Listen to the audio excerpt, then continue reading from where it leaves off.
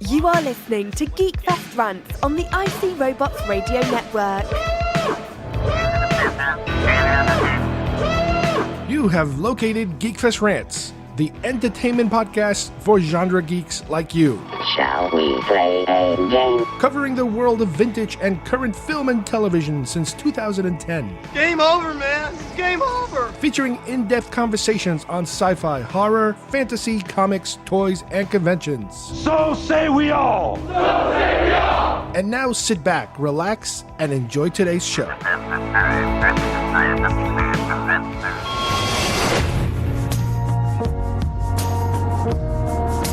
We got ourselves an X-Men fan. Maybe a quarter of it happened, and not like this. In the real world, people die. Logan. I don't want to talk about it. Logan. Just stop. Be careful. I need the girl. What girl? Go get her.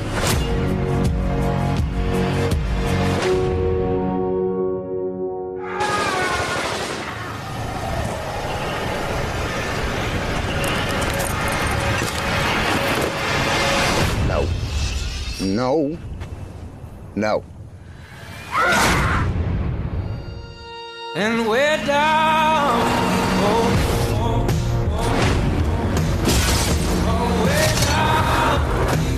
She's like you. Very much like you. I am not whatever it is you think I am. She needs our help. Someone will come along. Someone has come along. This is what life looks like. People who love each other. A home. You should take a moment. Feel it.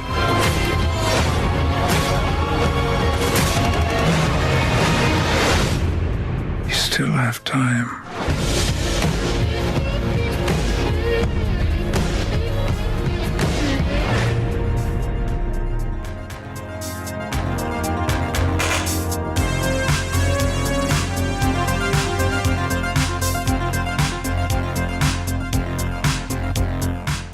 Hi everybody, and welcome once again to GeekFest Rant. My name is Carlos Perone, and today we are joined by Steve. He will help me go over a couple of films that we'd like to talk about.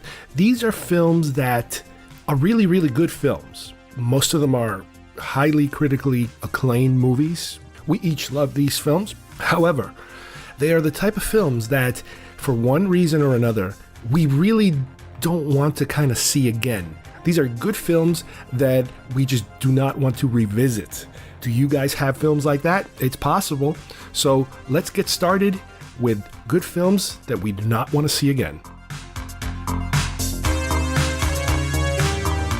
Today we're going to be examining a couple of films that Steve and I have been thinking about in terms of movies that are very good movies to us or to some people, I guess. I mean, we'll see how we each feel about these films. But these are films that we might feel that are kind of difficult to kind of watch it a second time, or it's, you have movies like your Star Wars films and stuff like that you can just watch it endlessly on a loop. But these are films that some people, us or other people, might have a really tough time, having to sit through it a second time, not because they're bad, but just because some of them could be very uncomfortable, very depressing. It's those kind of films that we're hitting. So first of all, let me say hi to Steve for joining me. Hi, Steve. How are you? Hey, Carlos. Hey, everyone. Thanks for the invite. Yes, thanks for joining us once again. And yeah, when I remember when I mentioned this, I was like, okay, you figure out some films and I'll go figure out some films. And it's funny because out of both of our lists, we have one movie that we have in common of the short list that we're thinking about. So why don't you start first off with one of yours, Steve? Alrighty. Well, one of mine is actually a more recent film. It came out a few years ago, and now this film was very popular. It's highly praised as being one of the better comic book movies, and that movie is Logan. Uh-huh. Yeah, and I was surprised how much I not only enjoyed this movie, but how heavy hitting it really was. And this movie is it's definitely is a step above your normal, X-Men 3, action, packed popcorn movie where you can just toss on and, and sit back and watch. Logan, it hits you on a few deeper, more emotional levels, I'll say. And which is just a testament to the writing that was really shown here. And I think it's the fact that the subject matter that it sort of deals with, we see these characters that we're used to seeing in the more Marvel movies where they're more positive, it's fun. The characters here, there's nothing too serious or too gritty about most of the Marvel movies.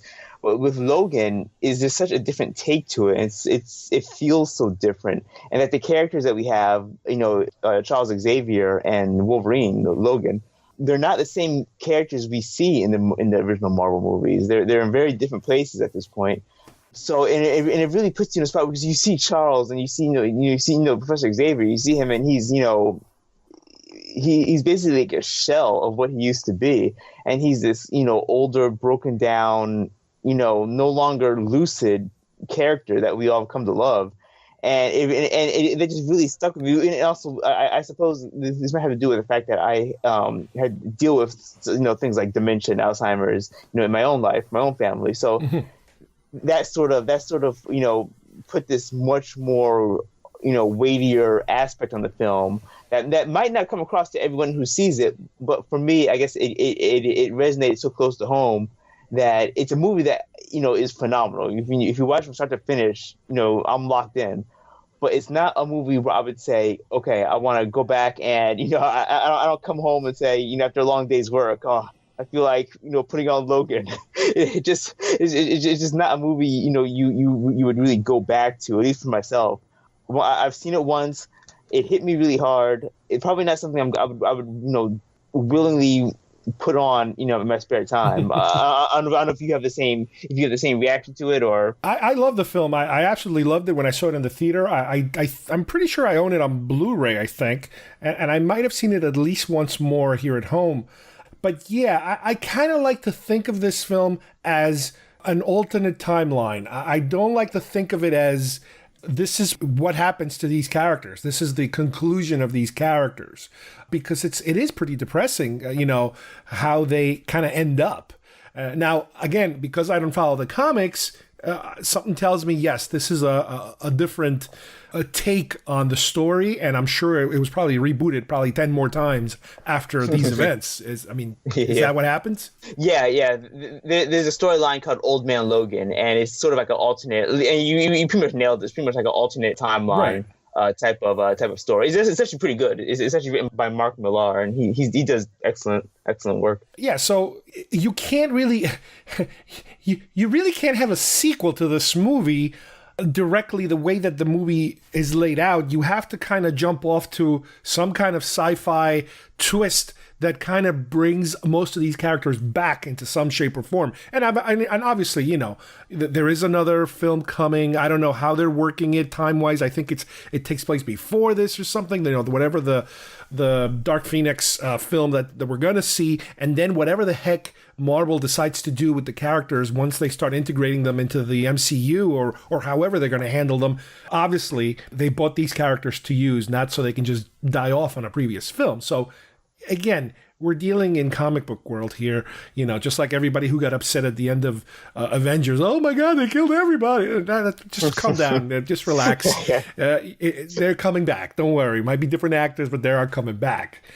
My first film is actually, it's actually two films. It's a film and then a remake of the film. The film that I'm talking about is called Oldboy, which was done by Spike Lee not too long ago, based on an original film by a Korean director, also by the same name, Oldboy.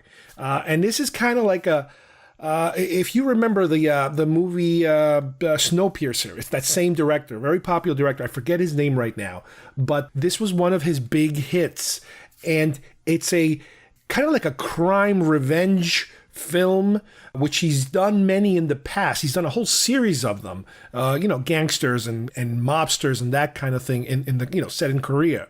But this one's about this guy who kind of loses his memory more or less, and he's in prison for years. But it's not a real prison. It's almost like an apartment. And he doesn't know why he's been imprisoned. And the whole movie is about him finding out, why he's been in prison all this time and what actually happened. And they do follow it pretty much the same, I think, on the remake. But this film has a twist ending that it just kind of freaks you out because you find out, and I'm not going to say what it is, you find out what is the relationship between this main character and this girl that is helping him kind of figure out who he is. And especially in the Korean version, it is so twisted that it's kind of like you love the film all the way up to this point, and then you're like, oh man, I really wish they wouldn't have done that ending. And I know part of it is probably it's a culture thing. It's a different type of, for our kind of films, we're heavily influenced, obviously, by British films and, Shakespearean type of stuff, the basic stories that we see all the time. But for Asian films, it's completely different. There's different tropes that we don't use that they use. And this one just kind of kicks you in the gut. And again, I'm not going to tell you what it is. I don't know if you've ever seen it, but for viewers, that especially people that like foreign films, I went through this whole period of all the Asian action films, whether it's Taiwanese, Korean, Japanese stuff, Chinese stuff, you name it. And, all these different directors, especially in the 80s, they were super gigantic in the 80s when a lot of these countries, especially Chinese countries, Hong Kong cinema and that sort of thing, when they kind of transitioned from the old, like the Kung Fu theater style, and then they moved into modern contemporary, more like gangster type of stuff. It was a switch. It's a completely different world, and this film kind of fits in that world, the gangster film, their version of the gangster film. So I'm gonna leave it at that. And again, it's a great film, and Spike Lee did a great job, with his remake. But still, that original one, man, was I not expecting that ending. It was just it was like, what the hell just happened kind of ending. Have you ever heard of this film? Oh yeah. I've seen the I've seen the original. And I haven't seen the Spike Lee remake actually. Okay. In fact. Until you mentioned it, I completely forgot they actually did remake it, because I think the original stuck with me so much. I completely even forgot that he even made another one. But no, it is a really good movie. I think I've seen it twice, and it's very violent too. Oh yeah, there's the hammer. There's that classic hammer scene, which has been copied by other films way later, and the way that it was shot and the way that whole sequence goes, it's again one of these. It's like you've never seen something like that before, and it's like it happens all the time with a lot of these Asian films that all of a sudden somebody's like, holy crap, we need to do that, whatever that was, do it now. Let's copy it. Exactly. And it's also one of those scenes where, if you don't want to watch the whole thing, you don't want to, you have to go through it. At least that one scene is really cool enough that you can kind of put it on and then turn it off immediately afterward. But no, it is a very good film. But yeah, I get what you're talking about. It's not something I really want to, I've seen it once. I got the twist at the end. Okay, I'm good. And it's like, okay, I don't get it. It's a culture thing. I don't get it, but okay, let's keep going. Let me just go back just a second here. That hammer fight scene, I believe that is something that was copied way later with, if you remember, Daredevil. Netflix's Daredevil, and then The Punisher. It's where they stage these very kinetic fights between one person and like 20 other people in a very narrow hallway, and how that action takes place in a very confined space where one person is able to take out a ton of people. That the first time I saw something like that was in Oldboy, I remember. It's funny. Now I don't know what came first, Oldboy or the movie Kill Bill, because Kill Bill has a very, very similar scene at the end. I'm pretty sure Oldboy is older, no pun intended. Let me just look here. Yeah, no, you're probably Oldboy right. is 2003. The director, by the way, his name is Park Chan-wook. And like I said, I've seen this name a million times. The guy, He's also he has other big films in. oh yeah, he's done a ton of stuff. Like I said, he's done a ton of stuff. So what is it? What do you have? What do you have next? Okay, my next movie I have is now this movie I literally have only seen this movie once, and again it's one of those movies where I saw it. I must have been maybe in grade school, well, like maybe middle school when I saw it. And the movie is it's the Civil War movie, Glory. Oh, and this movie, if there's one movie that really sort of left an imprint on my mind, it was Glory. Because some of the opening scenes of this movie were just gruesome. I mean, the opening scene is one of the big battles, and they show like the regiments marching and the cannon fire going off, and you see one guy's head just explode from a cannonball. Oh yeah. And so it's pretty brutal graphically, and then the subject matter of it is inherently very emotionally provocative. The music is also fantastic. Oh yes, the score is very I always make the analogy that whenever you tear up, I have like the onions chopping, and so yeah, that movie, if I were to watch it again, I know for a fact the onions would be flying high. But it's and I know Matthew Broderick is in it, and Morgan Freeman, and I think there's a few other big name actors. I think it's one of the breaking roles for Denzel Washington. Oh, right. Denzel Washington is in it. Yes, right, that's right. That's one of his big early roles, I think. Yeah, and I think what's his name? Branagh. Was it Eric Branagh? Or not Eric. I forget that actor's name. He was also in it. There's another guy who's in it who's super famous now. Also, a lot of young actors, breaking into big time filmmaking were in this film. Yeah. And Carrie Elways was also. That's right. Yeah. So I mean, it's just a great movie, and the ending of this movie is probably one of the most dramatic. The whole speech where Broderick gives, I believe his name is I think Captain Shaw, I believe. He gives a speech about if one man shall fall, and they're carrying they're talking about carrying the American flag into combat in the battle, and and he's describing it, if he shall fall and drop the flag, who shall pick it up, and they go down the ranks of volunteering to grab the flag, if it falls as they're storming the fortress there. Uh-huh.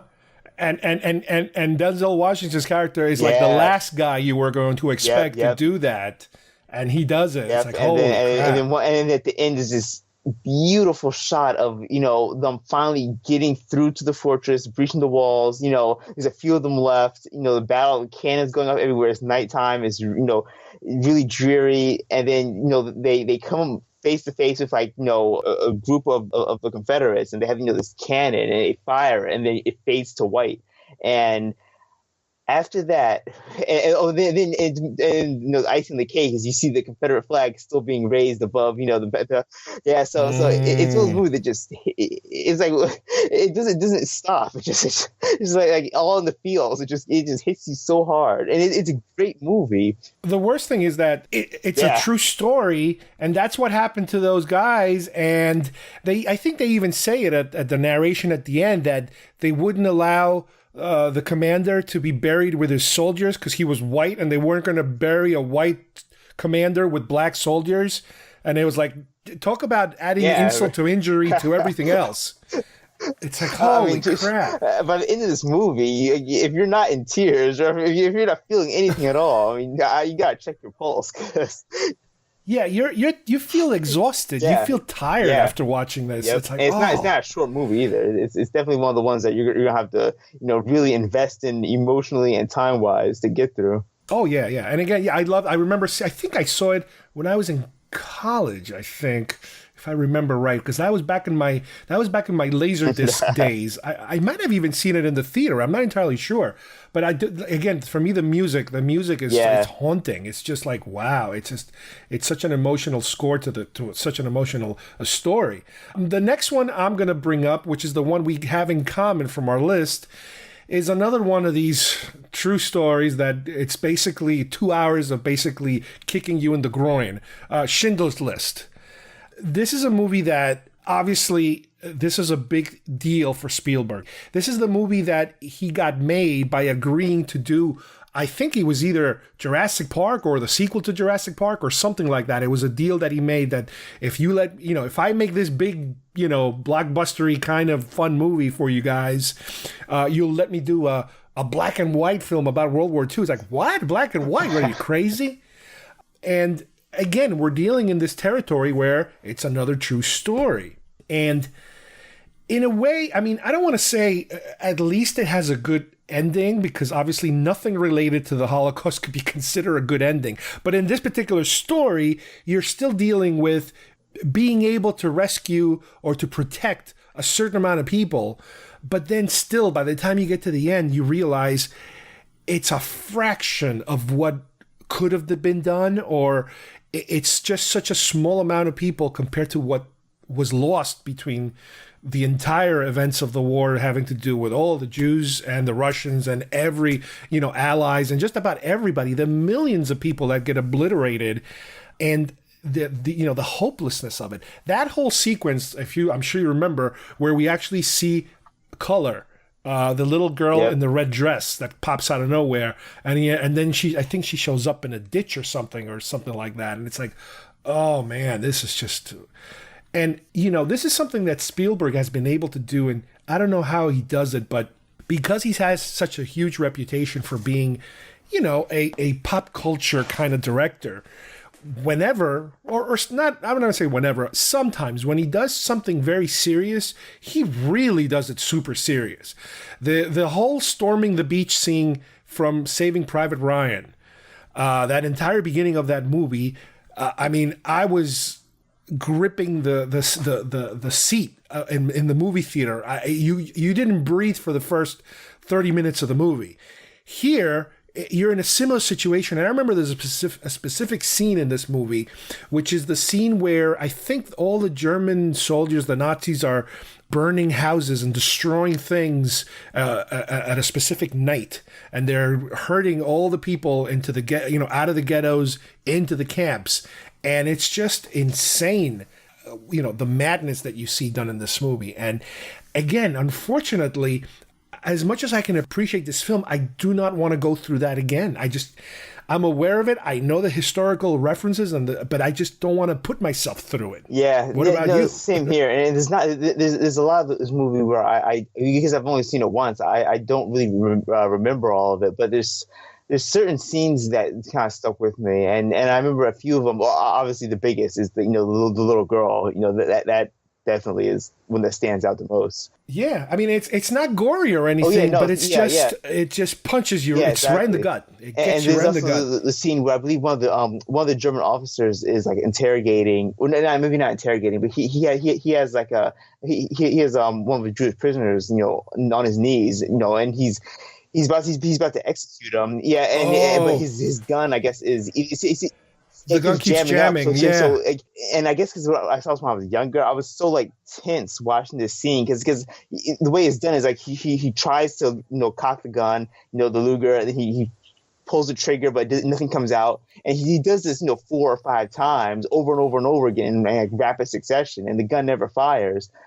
But it's like that building up to it. It's like it just rattles you because you're expecting the gun to just fire, the guy's head gets blown off or something, but the build up to it and the fact that it never happens, it's just it's stuff like that. It's like it really stays with you. And again, once you're dealing with something that's historically accurate in terms of it's based on a true story, it even hits you even harder. What's the next one on your list? The next one is definitely ease off the gas here because we had two in a row that were pretty heavy. This one is a science fiction movie actually called Event Horizon.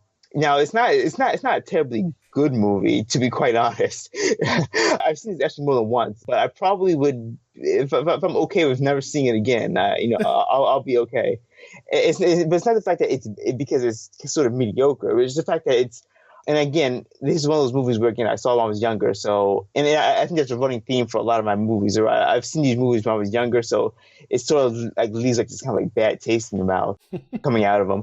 This one is a sort of like science fiction, horror, where they sort of blend the two, where Lawrence Fishburne and Sam Neill. They are part of this ship called, the Lewis and Clark, and they find this old abandoned ship that's been missing for years and years called the Event Horizon.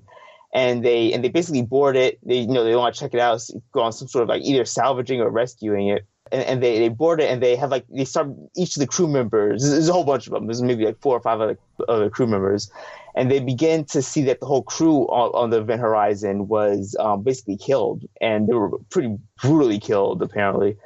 And so they begin, all of the crew members begin to have these really weird, trippy hallucinations, fever dream type premonitions really. And they realize that they're premonitions basically of other crew members in past, of their past secrets and lives and everything. Right. Yes, of course, naturally, one by one, the crew members start dying off, and they're pretty much massacred, all in different various, gory violence.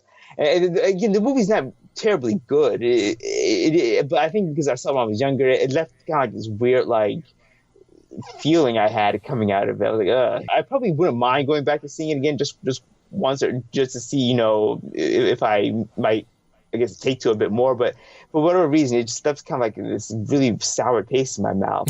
It's sort of it's disturbing type of feeling, which I don't know. It's never really got over. It actually reminds me also, now I'm thinking about it, reminds me of the movie The Sphere as well. Okay. Yeah, it's sort of similar premise. I don't know if you've seen Event Horizon.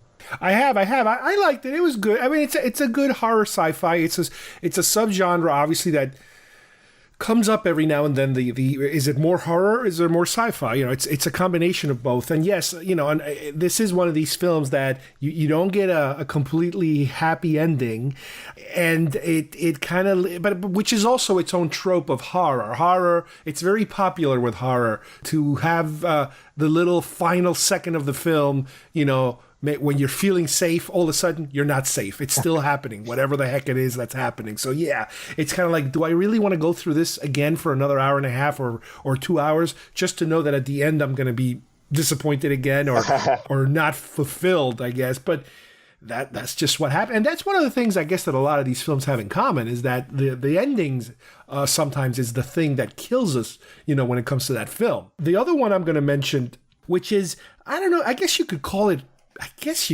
sci-fi, because it's called The Road, based on a very popular book. It's one of these apocalyptic kind of films that something happened, that the world is turned to mush. Basically, everything is broken, and people, whoever's left alive, is kind of fending off for themselves, and they're kind of coming after each other. This was with Viggo Mortensen, which it came out a number of years ago. It was a somewhat of a, I don't want to say high-profile movie, but it was very eagerly awaited, I guess, because of the fact that the writer is the same guy who wrote No Country for Old Men. He also wrote this book that they turned into a film.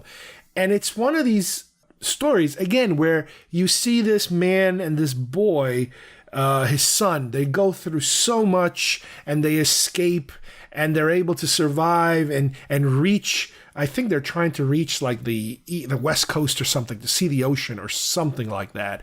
And again, they go through hell and high water. And then by the end, you don't exactly get a satisfying, happy kind of ending. And I remember the book is pretty similar. It's just a gigantic downer. And it's like, wow, they were able to transfer the book so well from the written word to the screen. Cinematography is amazing. The actors are great, but it's like, man, I went through that whole thing just to feel horrible afterwards. And it's like, it's not a bad movie because it's a very well-made movie and it's an entertaining movie. But by the time you get to the end, you're just exhausted and you're just like, oh my God, somebody give me a Disney film now, because you need to kind of cleanse your palate after so much depressive, downer of a movie. I don't know if you've ever seen that one. No, this one I haven't even heard of actually until you brought it up. Yeah, it's like I said, it's I remember because I read the book that I was really looking forward to it, and finally it came out and everything, and it's just do you really want to go there? Basically, that's what you end up saying to yourself. Now, is this post Lord of the Rings? Because you said Viggo Mortensen is in it, so yes, okay. Yes, this is post Lord of the Rings, definitely. What's your next movie? My next movie is now. This one is going to be probably not on anyone's list of only wanting to see it once, but it's the movie The Shining, the original. And again, this one I sound like a broken record here, but it just left such like a bad taste in my mouth, and it's just so eerie, and it's just so like the visual aspects of it, and like what's implied in some of the scenes is just so creepy, and really, I mean, now movies like The Exorcist, which I also saw when I was young, that didn't bother me. I had no. I watched that multiple times. I had no real issues with content like that. But I don't know. There's something about The Shining, and it's just I guess maybe some of the concepts of it it's also more subtle than The Exorcist. The Exorcist is right there in your face. Yeah. Demons, angels. Go exorcise. The devil out of a little girl. Sure, but there's something that's more subtle about The Shining, where it comes off as far more creepy and disturbing to me. And there's just certain iconic scenes and imagery that come out of that movie that are just so like haunting that it just sort of stuck with me. I'm like, oh man, I don't know if I want to see this movie again. There's a great scene. Well, there's a few in the movie where I believe Wendy, the wife of Jack, is running through the halls of the hotel. And there's one scene where it's very quick, very, very like quickly shot scenes.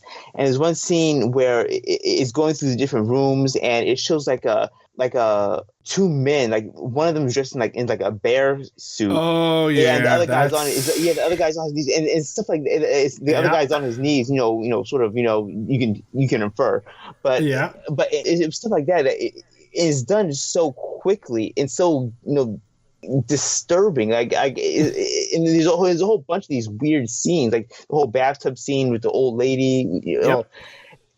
Some of it is just so bizarre, and it just really plays with your mind so much that it's just like, oh man. By the end of it, and then the ending itself, is that last image of the photo, as the camera zooms in, it's so haunting. It just stays with you. And I saw it once, and I'm like, wow. I was fascinated on one hand by what I just saw, and disturbed on the other by some of just the iconic scenes and imagery of the movie.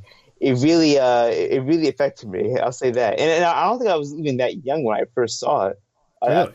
Yeah. So I mean, I don't know about you if you're a fan of The Shining or. Oh, I absolutely love that film. Oh no, yeah, it's great. And for different reasons, and I don't mind. I've seen it so many times. I don't have that same reaction that I've had with some of these other films that I've been mentioning. And I think part of the reason why I like it so much, it's not so much the story. I think it's Kubrick. It's the director. Yeah. If you follow his film work and his genius, the different things he's done with all his different films. How he's able to kind of stay on a shot that any other director would just be boring and uncomfortable. Not uncomfortable, but inappropriate.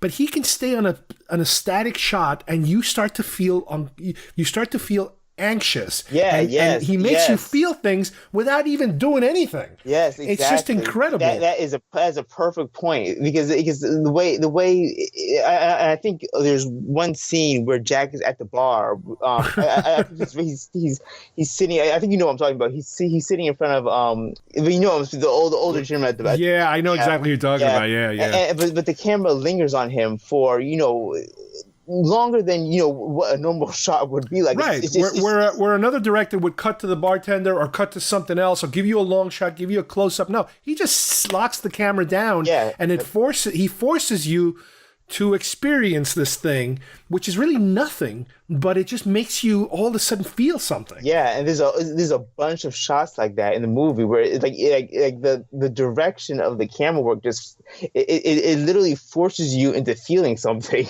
And like not a lot of movies can elicit emotions from just from putting a camera on a shot like that. Yeah, and that's his thing. That's the cool. I can't credit Stephen King. Stephen King is probably my favorite writer, and I love the majority of his work, and I love this film. But the film is Kubrick. It's his style. I can't credit it as much as I love to credit King. To me, it's Kubrick, and that's what he's done in other films. He brings this other aura of something else that nobody else had been able to do before, except for him. I think the closest thing we might get to Kubrick, and I'm sure any film snobs out there are going to disagree with me, Ridley Scott. Ridley Scott is probably another director that has a touch of Kubrick in him. He can visualize, he can design a scene, he can make it look pretty and everything, but he doesn't have that super talented manipulation that Kubrick can hold on his audience. And that's something that, again, if you look at his previous films all the way to the end, all the way to Eyes Wide Shut, I think that was his last film, he could still do that. He had that magic of letting forget about editing, let the camera and let the design of your picture, however you design that picture, that speaks to you. And half the time the actors aren't even speaking. It's completely quiet, and you're like, what's going on here? Why is there so much silence? And it's like, this is so weird. It's not something we're used to seeing in movies. We're not used to seeing these lingering shots of silence. And that's why it brings that, and it's so like drawn out that you begin to feel like you said, like anxious, and it brings out this like kind of like raw emotion, because you're not used to seeing this. This sort of camera work, and I think it's good that there's not a lot of people who can emulate that, or else I think it lose the effect of that type of filming. Yeah, that's that for me. Again, that is one of my favorite ones. The last one I'm going to throw in here is a film that, again, depending on your particular religious upbringing, could be considered fiction or true. I'm talking about The Passion of the Christ. As a Christ story, I always liked, just in general for movies, when it comes to films for me, I like realism. I prefer gritty, realistic things. And with this particular film, I don't think they had ever done anything like this.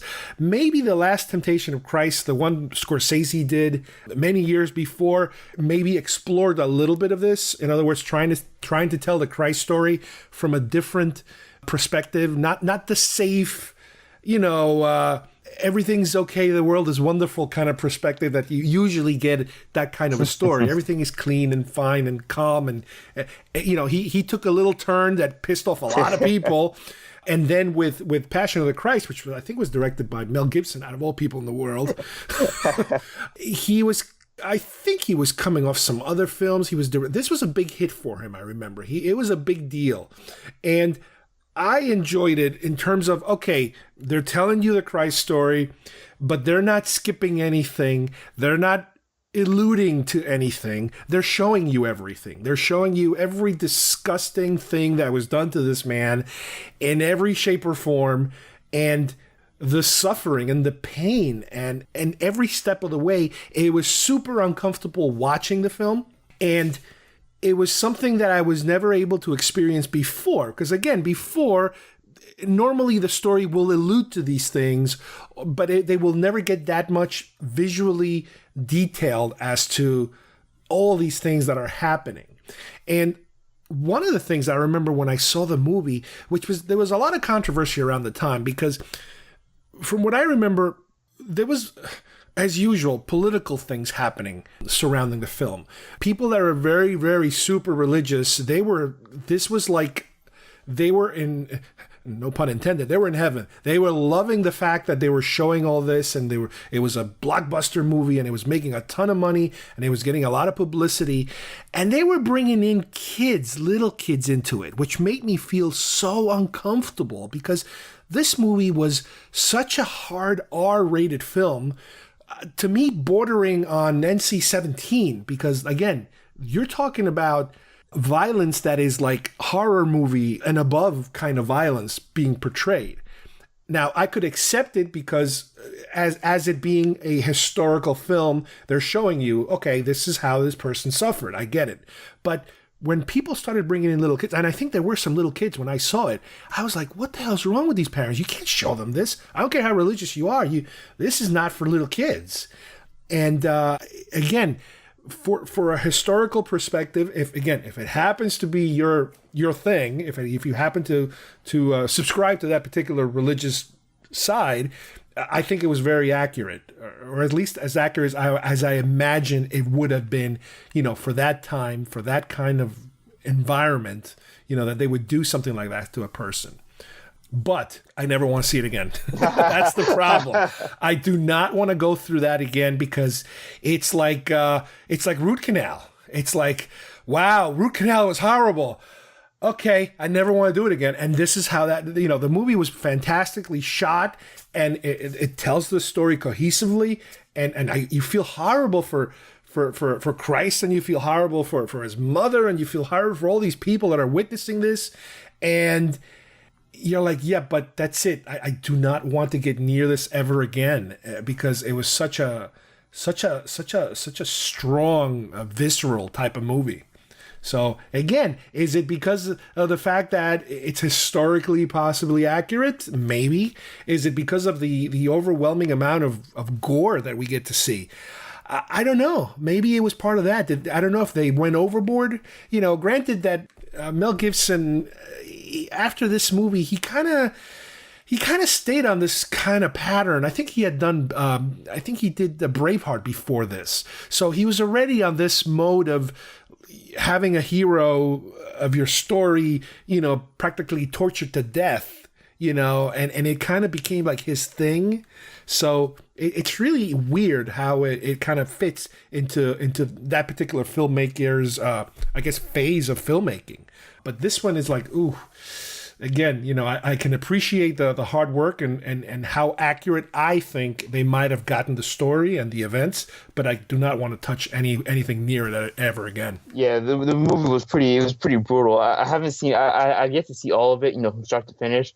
But I've seen like a lot of the more gruesome aspects, scenes of it, and yeah, and I hate to say that it falls under the shock value category, but it seems like a lot of I think if this movie weren't about the subject matter that it was about, I don't think this movie would have been I don't think it would have made such a big splash as it did.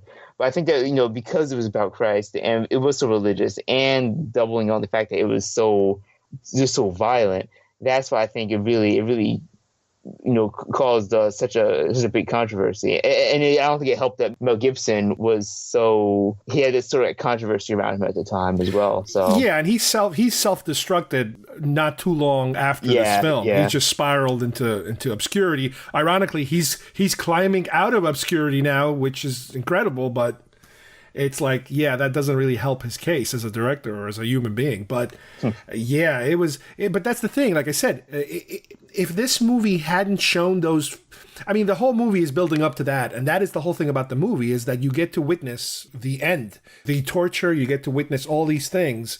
If it didn't have that, then it would be just probably another older Christ movie. Where you kind of don't want to assault the audience with those kind of images. Yeah. But this one, it was like, okay, we're going to do something different. We're going to show you that stuff now. It's like, oh, okay, well, what's that about?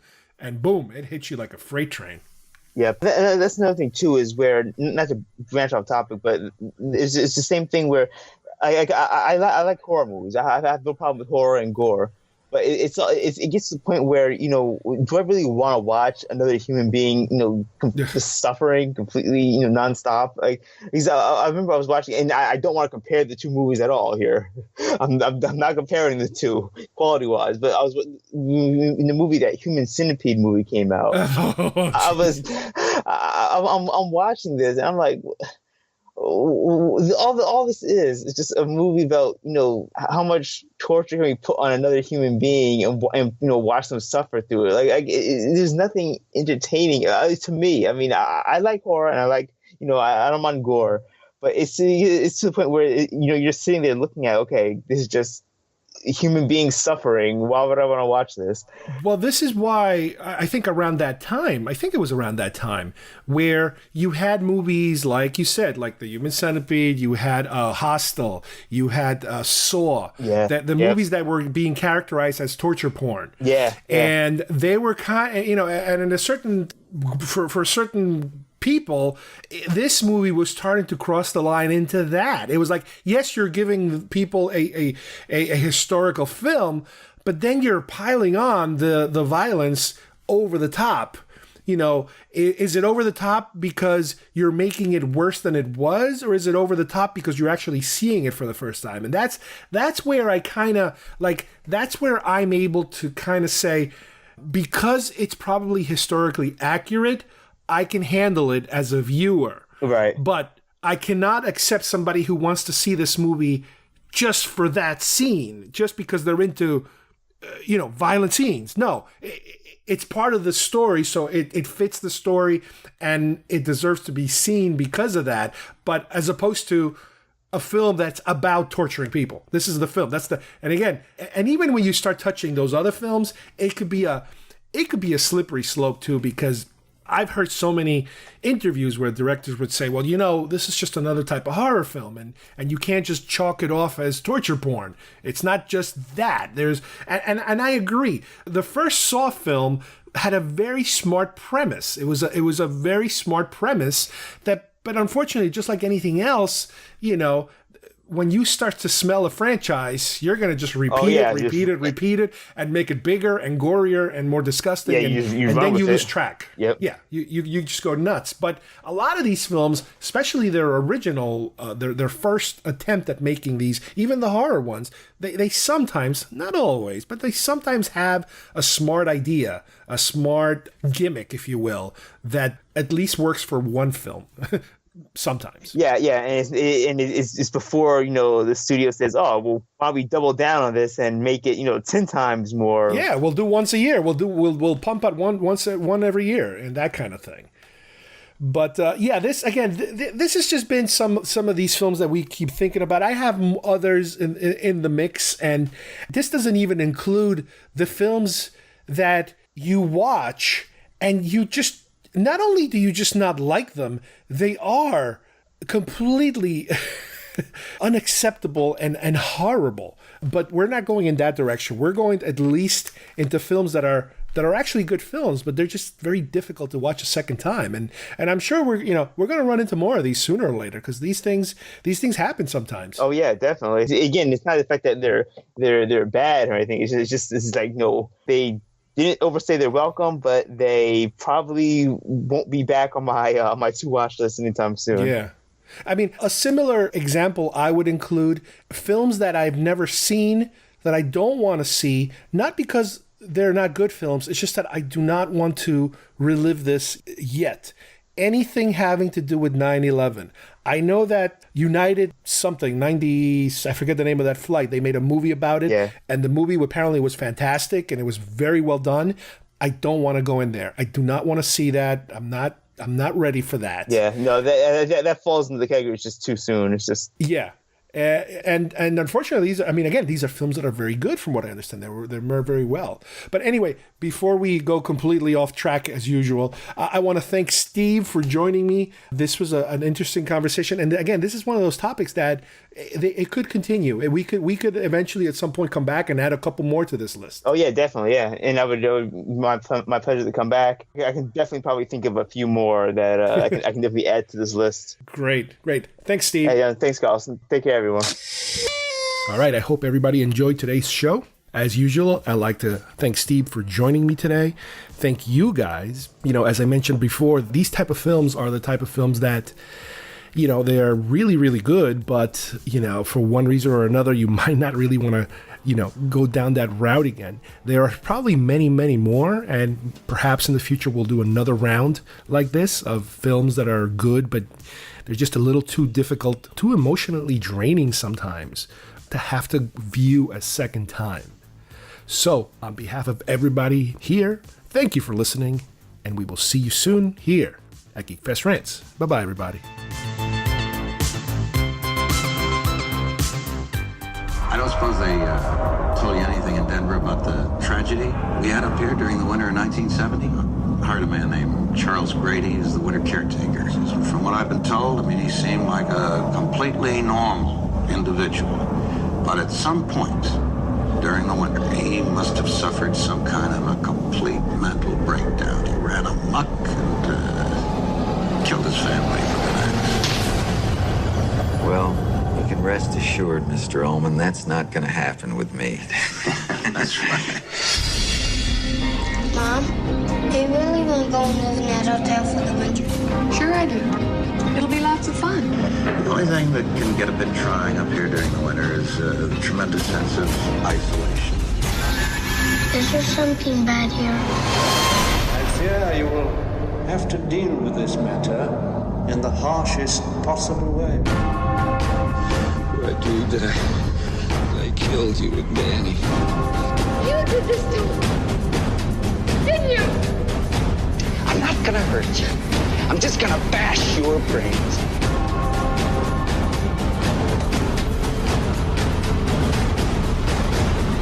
Here's Johnny.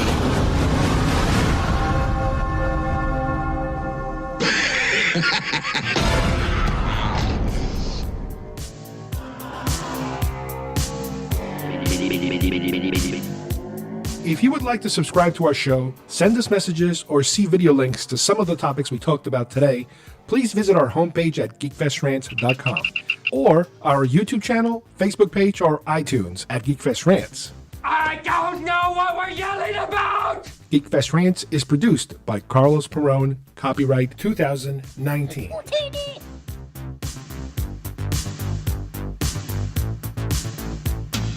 This broadcast is part of the IC Robots Radio Network. Visit icrobots.com for this and many other nerd/nostalgia related podcasts. You won't be sorry for long.